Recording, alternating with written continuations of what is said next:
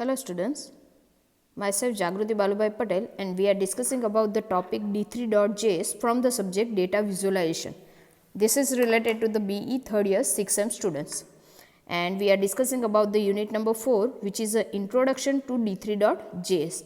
From the unit number 4 we already discussed about the getting set up with the DA and making selection. Today we are discussing about the changing selections attribute. So let's start with the unit number 4. Okay, this topic is already done. तो data visualisation then D3 के जो component थे वो हमने already discuss कर लिए हैं. Okay, last lecture में हमने डिस्कस किया था कि सिलेक्ट बाय आईडी कैसे होता है. तो every element in HTML page should have a unique ID. We can use this unique ID of an element to access it using a select function select method as a specified below. जब मुझे select by ID करना है तो मुझे इस तरह से d3.select को कॉल करना पड़ेगा. उसके लिए हैज सिंबल का यूज होगा. Then ID of an element लिखते हैं. सिलेक्ट बाय क्लास के अंदर क्या होगा, डॉट देन क्लास नेम आएगा. ओके, तो सिलेक्ट बाय आईडी के ये हमने कल डिस्कस किया था और उसके रिलेटेड ये प्रोग्राम भी देखा था. ओके, सो मेकिंग सिलेक्शन वाला पॉइंट हमने खत्म किया. Making selection is a selection is one of the core concept on D3.js. D3 has two function to make a selection which is a D3.select and D3.selectAll. दो function use होता है selection के लिए, select function and select all function. Okay, D3.select select the first matching element while D3.select all the matching element. This is the difference between D3.select and D3.selectAll. That D3.select select only first matching element and D3.selectAll function match all the element. Okay, and each function takes a single argument which specified by the selector string. इसके अंदर क्या होगा कि जब भी हम लोग function पास करेंगे तो उसमें एज अ आर्ग्यूमेंट एक ही सिंगल आर्ग्यूमेंट पास होगी और वो पास होगी हमारा as a element. That single argument will be a tag, class name और आईडी नेम. सिलेक्ट के अंदर हम लोग जब स्पेसिफाई एलिमेंट पास करेंगे तो वो एज अ सिंगल आर्ग्यूमेंट जाएगा और that single argument will be a tag, class name और आईडी. टैग पास करने के लिए सिंपली उसे लेस देन और ग्रेटर देन में डबल कोट्स में लिखना है जो हमने ऑलरेडी डिस्कस किया है. देन क्लास पास करेंगे तब डॉट क्लास नेम लिखना है और आईडी पास करेंगे तब हैज आईडी नेम लिखना है. ओके, तो वो ऑलरेडी आगे के लेक्चर में डिस्कस हो गया है. तो this one is a making selection point which is done by the D3 select function and D3 select all function. D3 select function क्या करेगा, तो D3 select function use to select the first element that matches the specify selector. Okay, तो ये पूरा programme है जिसमें मैंने D3 select function का यूज किया है. ओके, तो उसके अंदर क्या होगा, तो यहाँ पे देखो पी पैराग्राफ के अंदर प्राइम कॉलेज लिखा है और दूसरे पैराग्राफ के अंदर ऑफ डिप्लोमा लिखा है और तीसरे पी टैग के अंदर मांगरोल मरोली लिखा है. तो जैसे ही मैं D3 select फंक्शन को कॉल करूँगी पी और टेक्स्ट लिखूँगी हेलो प्राइम, तो ये क्या करेगा, सिलेक्ट जो होगा वो सिलेक्ट करेगा पी टैग को. तो कौन से सिलेक्ट फंक्शन क्या करेगा, फर्स्ट एलिमेंट. ओके, तो P 3 बार यूज हुआ है तो जो फर्स्ट लिखा होगा उसे वो सिलेक्ट करेगा और उसके ऊपर टेक्स्ट क्या डालेगा, हेलो प्राइम. तो एक्चुअली आउटपुट आना चाहिए prime college of diploma Mangrol Maroli, but हमारा जो आउटपुट है वो आएगा hello prime of diploma Mangrol Maroli. Okay, तो इस तरह से फर्स्ट जो सिलेक्ट फंक्शन होगा, फर्स्ट जो एलिमेंट होगा सिलेक्ट फंक्शन का, उसके अंदर की वैल्यू रिप्लेस हो जाएगी क्योंकि मैंने टेक्स्ट मेथड यूज़ की है, इसलिए यही सब मेथड के बारे में आज हम लोग डिस्कस करने वाले हैं. ओके, तो सिलेक्ट फंक्शन का यूज़ क्या है, simply it select the first element that matches the specified selector. If any element is not match then it return empty selection. if multiple matches are done then it select the first matching element. यहाँ पे multiple है, p tag multiple time use हुआ है तो वो first के ऊपर apply होगा. ओके, तो इस तरह से हम लोग सिलेक्ट फंक्शन का यूज कर सकते हैं. ओके, उसे सिंपली D3.select करके लिखना है. यहाँ पे एज अ पैरामीटर हम लोग पास करें this function except single parameter which hold the element and that single parameter will be a tag, class और आईडी. सिंगल पैरामीटर होगा. ओके, और then it return a value. This function return the selected element. जो element select किया होगा उसी की value वो return करेगा. उसके ऊपर हम लोग अलग अलग मेथड भी यूज़ कर सकते हैं, वो हम लोग चेंजिंग एलिमेंट एट्रीब्यूट टॉपिक के अंदर देखने वाले हैं आज के टॉपिक के अंदर. ओके, तो ये सिंपल प्रोग्राम था जिसका आउटपुट में क्या होगा कि ये ये जो सिलेक्ट फंक्शन में क्या होगा, तो ये प्राइम कॉलेज की जगह पे हेलो प्राइम लिख देगा, of diploma as it is रहेगा और मांगरोल मरोली भी एज इट इज रहेगा। Next select all, d3 dot select all function क्या करेगा, तो d3 dot the d3 dot select all function in d3 is just used to select all the element that matches the specified selector string। तो हम लोग जो भी यहाँ पे सिलेक्टर पास करेंगे, जो भी एलिमेंट पास करेंगे, तो उसके रिलेटेड जितने भी सिलेक्टर स्ट्रिंग होंगे सभी के ऊपर वो सिलेक्टर अप्लाई हो जाएगा। ओके, सिलेक्ट के अंदर क्या हो रहा था, एक ही फर्स्ट मैचिंग एलिमेंट पे ही वो अप्लाई हो रहा था। सिलेक्ट ऑल में वो उस एलिमेंट के रिलेटेड सभी सिलेक्टर स्ट्रिंग के ऊपर अप्लाई होगा। सेम एग्जांपल लेते हैं, prime college, of diploma, Mangrol Maroli, same d3 dot select की जगह पे मैंने लिख दिया d3 dot select all.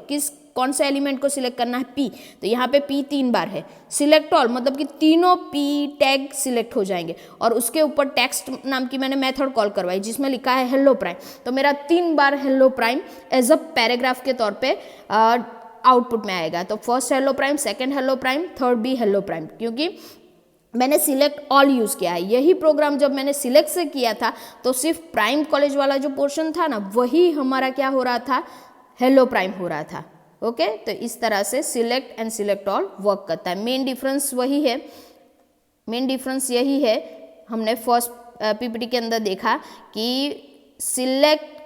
select function select the first matching element and select or select the all matching element. This is the main difference between d3 dot select and d3 dot select all। और वो किस element पे apply होगा, तो that element will be a tag, class name and ID.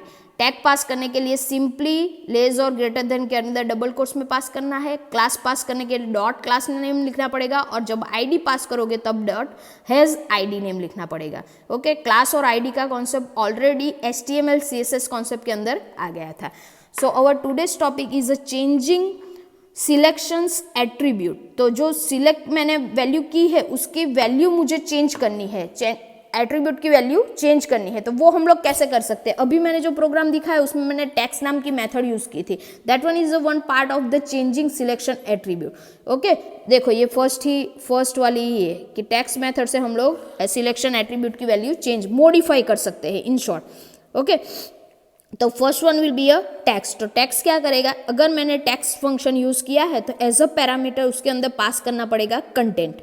Okay, तो वो क्या करेगा, गेट और set the text of the selected element. मैंने d3 डॉट सिलेक्ट करके जो भी एलिमेंट सिलेक्ट किया होगा, देन डॉट टेक्स्ट लिख के जो भी टेक्स्ट लिखूंगी तो वो टेक्स्ट जो एलिमेंट मैंने सिलेक्ट किया है उसके ऊपर रिप्लेस हो जाएगा, सेट हो जाएगा। Okay, next one is a append. Append क्या करेगा, ads an element inside the selected element but just before the end of the selected element। Text अगर हम लोग यूज करेंगे ना तो जो भी सिलेक्टेड एलिमेंट होगा उसके अंदर जो वैल्यू होगी वो रिप्लेस हो जाएगी टेक्स्ट के कंटेंट से। बट टेक्स्ट से पहले मैंने अगर अपेंड यूज किया होगा तो वो क्या करेगा, वो टेक्स्ट को ऐड करेगा बट रिप्लेस नहीं करेगा at the end of that element content. तो वो एलिमेंट के जो कंटेंट होंगे वो एज इट इज रहेंगे और उसके एंड ऑफ द पोर्शन के अंदर हम लोग हमारे नए टेक्स्ट ऐड कर सकते हैं, और तो हम लोग अपेंड और टेक्स्ट को साथ में भी यूज कर सकते हैं। Next one is the insert a new element in the selected element। Means कि सिलेक्टेड एलिमेंट के ऊपर मुझे नया एलिमेंट अगर अप्लाई करना है तो हम लोग इंसर्ट का यूज कर सकते हैं। Then third one is the remove के अंदर हमें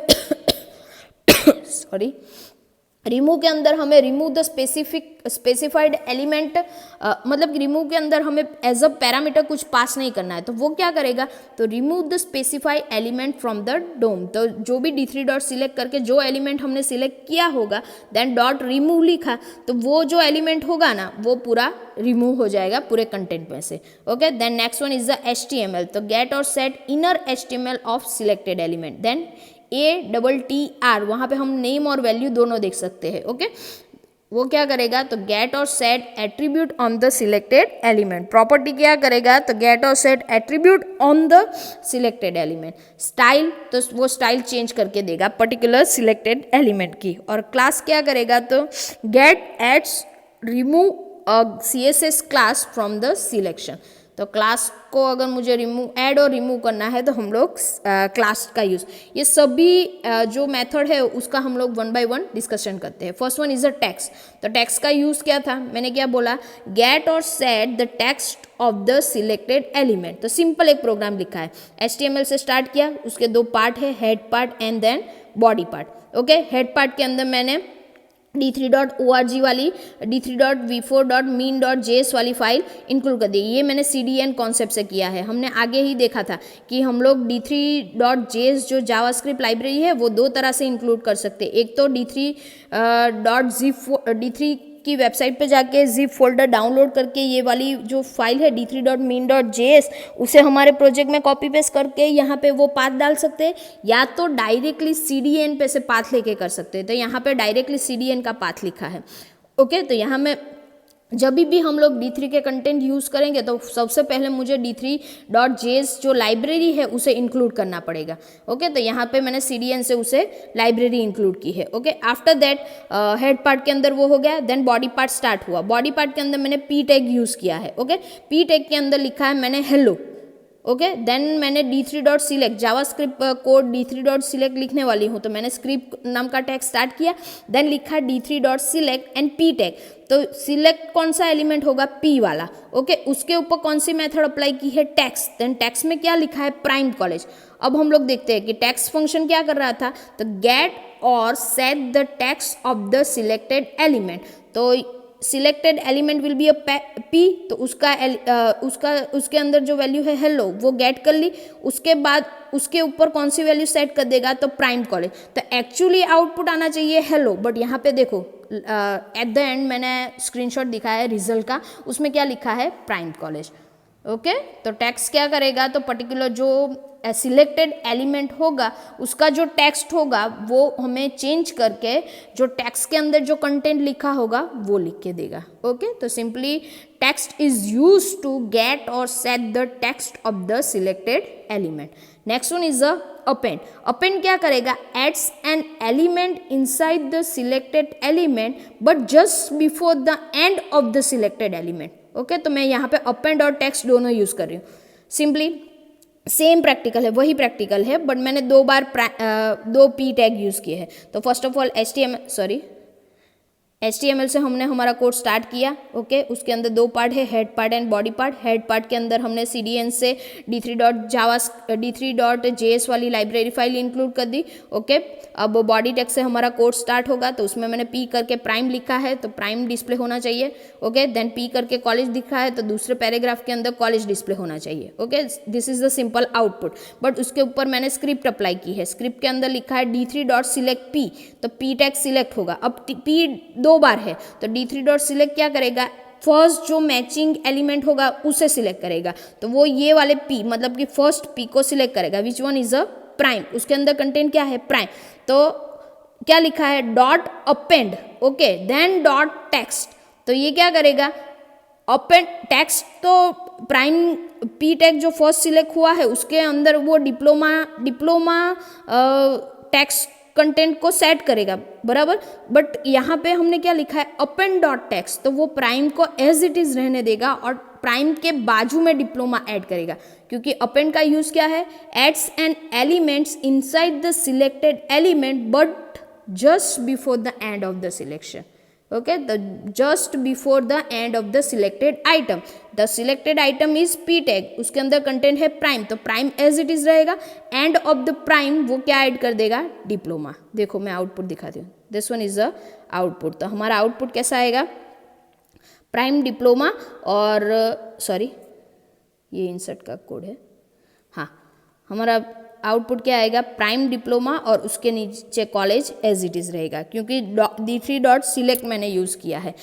मतलब कि d3.select जब हम लोग यूज़ करेंगे तो वो क्या करेगा, तो सिंपली फर्स्ट जो मैचिंग एलिमेंट है उसके ऊपर ही वो फंक्शन अप्लाई होंगे, बाकी के एलिमेंट के ऊपर तो कॉलेज के ऊपर वो अप्लाई नहीं हो रहे। अगर मैंने यहाँ पे d3 डॉट सिलेक्ट की जगह पे लिखा होता d3 डॉट सिलेक्ट ऑल, तो वो क्या करता, तो दोनों प्राइम के ऊपर भी वो डिप्लोमा अपेंड करता और कॉलेज के ऊपर भी डिप्लोमा अपेंड करता, तो हमारा पूरा आउटपुट क्या आता, prime diploma and college diploma. Okay, but हमने d3 डॉट सिलेक्ट किया है। Next one is a insert. Insert क्या करेगा, insert a new element in the selected element. ये वाला कॉन्सेप्ट जो है वो हम लोग नेक्स्ट लेक्चर में देखेंगे। इंसर्ट, रिमूव एंड देन ये सब ओके 1 by 1 डिस्कस करेंगे। ये इंसर्ट का प्रोग्राम है बट हम लोग नेक्स्ट लेक्चर में देखेंगे। Thank you so much. आज के लेक्चर में हमने मेकिंग सिलेक्शन पॉइंट 2 है सिलेक्ट फंक्शन और सिलेक्ट ऑल, उसके ऊपर थोड़ा ओवरव्यू डिस्कस किया जो ऑलरेडी डिस्कस हो गया था, तो थोड़ा ओवरव्यू करके एक एक प्रोग्राम देखें। देन चेंजिंग एट्रीब्यूट के अंदर मेथड कौन कौन सी, चेंजिंग एट्रीब्यूट एलिमेंट के लिए कौन कौन सी मेथड यूज होगी वो सब डिस्कस की, और वो सब मेथड में से हमने टेक्स्ट मेथड और अपेंड मेथड डिस्कस किया और उसका पूरा प्रोग्राम देखा। नेक्स्ट लेक्चर के अंदर बाकी के जो चेंजिंग एट्रीब्यूट मेथड है वो सब डिस्कस करेंगे। ये सब मेथड मॉडिफाई करने के लिए यूज होते हैं। Thank you.